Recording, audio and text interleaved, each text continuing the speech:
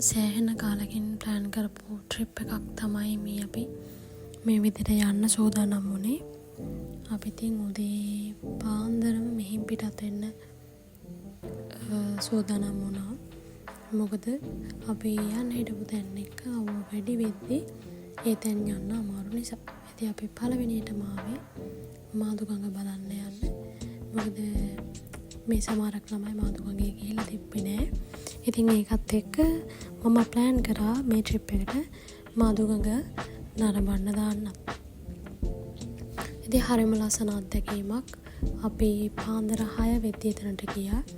ඒ වගේම තමයි එතනින් ලැබුණු සපෝට් එක.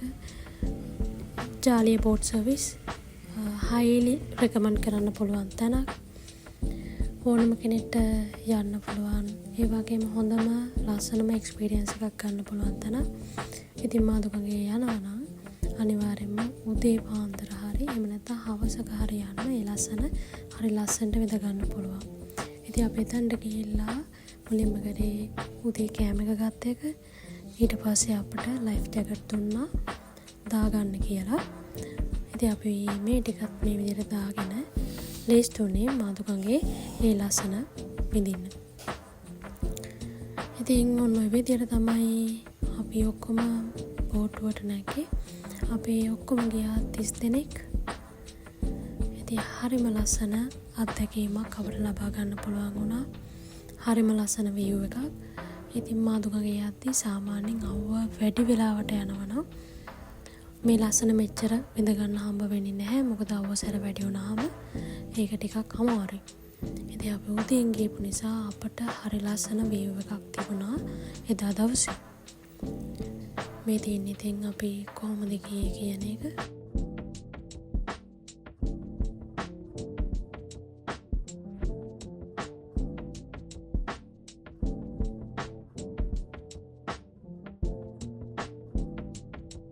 ඒ වගේම ඉතින් මේ ළමයි සෑහෙන්න සතුටු වුණා. එයාලට මේක අලුත්ම අත්දැකීමක් වුණා. සමහරක් අය ගිහින් තිබෙන්නේ නැති නිසා.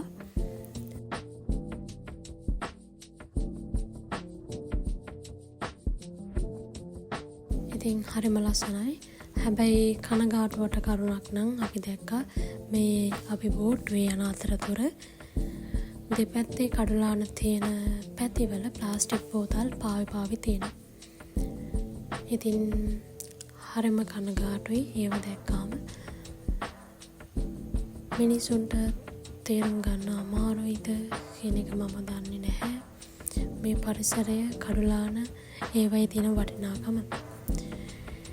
ඉතින් ඒව ඔක්කොම ටික බලාගෙන ඊට පස්සේ අපි ගියේ කොද්දුවේ පන්සලට. ඊට පස්සේ ඔය තියෙන්නේ එන ගමන් ළමයි කොහොමද වතුර අල්ලගෙන ආවේ කියන එක. ඉතින් අපි පිටිපස්සෙන් ඉඳන් යාළව අල්ලගෙන හිටියා. අපි යාළට යාළා ආස විදියට ඒ එක්ස්පීරියන්ස් එක ගන්න දුන්න. ඇත්තටම සේෆ්ටි එක බලන ගම.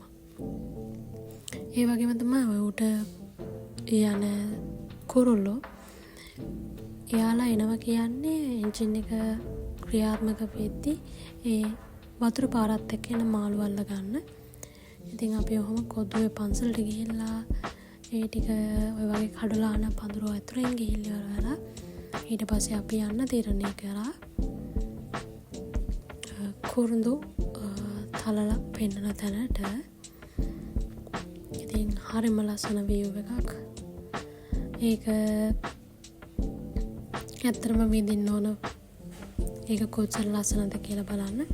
ඉතින් ඔතනින් ගොඩ වෙලා ඊට පස්සේ අපි ගියේ අර කුරුඳු තලලා පෙන්නන තැනට. ඇත්තටම මෙතන කුරුඳු ගත්තාමත් සාමාන්‍ය පරිසරයේ වෙනස්කම හින්දා වෙන්නේ නැති. ඒකේ සැර, ඒකේ සුවඳ සෑහෙන්න වෙනස්. ඉතින් මෙතනින් අපි ගියාට පස්සේ ඒගොල්ලන් කුරුඳු පවුඩර් කරනවා, කුරුඳු කෑලි කරනවා, හඳුන් කූරු එකක් හදනවා, තෙල් තියෙනවා. ඉතින් වෙනස්ම එක්ස්පීරියන්ස් එකක්. ඊට පස්සේ අපට කුරුඳු තේ දුන්නා බොන්න. ඒකේ වෙනම ටේස්ට් එකක් තියෙන්නේ ඇත්තටම. ඒ වගේම තමයි කුරුඳු කොටම කොලෙස්ටරෝල් වලට හොඳයි කියලා කියනවා.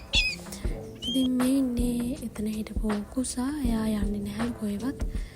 එතනම තමයි ඉන්නේ කියලා තමයි අපිට කිව්වේ. ඉතින් අපි ඊට පස්සේ ආවා ෆිෂ් තෙරපි එකට.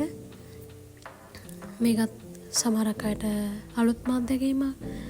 ඊට පස්සේ අපි ළමයි ටික එක්කගෙන ආවේ මෙන්න මෙතන කැස්බෝ පාම් එක පෙන්වන්න. ගොඩක් අය නම් මේක දැකලා ඇති. හැබැයි මෙතන හිටපු සමහරක් ළමයි කියන්නේ මම හිතන්නේ ගොඩක් ළමයින්ගේ මේක ෆස්ට් එක්ස්පීරියන්ස් එක වුණා. ඉතින් හරියම සතුටුයි. එතන පැහැදිලි කර දීපු දේවලුත් සමහරක් වෙලාවට අපිත් පළවෙනි වතාවට තමයි ඇහුවේ. ඉතින් එතන ගොඩක් හොඳ දේ පැහැදිලි කරලා දෙන එක්කෙනා පැහැදිලි කරලා දුන්නා. මොකද්ද වෙන්නේ මෙතන සූ එකක් වගේද තියෙන්නේ? එහෙම නැත්නම් මෙතන වෙන ක්‍රියාවලිය මොකක්ද?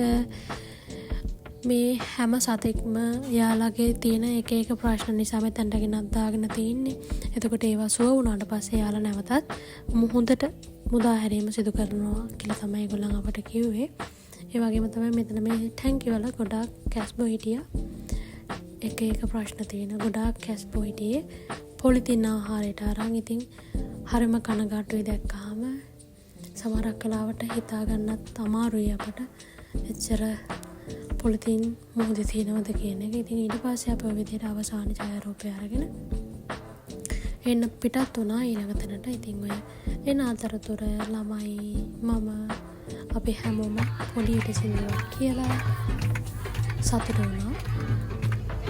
ඉතින් ඇත්තටම හරි ලස්සන අත්දැකීමක් මට. සතුට කියන එක සල්ලි වලට ගන්න බෑ.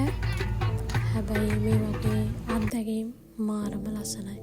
ඊට පස්සේ අපි ගියේ සුනාමි මියුසියම් එක බලන්න පැරැලියේ. එතන හොඳ පැහැදිලි කර දීමක් කරා ඇත්තටම. ඊට පස්සේ ළමයිව බීච් එකට දාලා ඊට පස්සේ අපි ගියා ගුණජය සතුට පදනමට. එතන මොකද්ද වෙන්නේ මොනවද කරන්නේ පොඩ්ඩක් අපි දැනගන්න ගියා ඇත්තටම.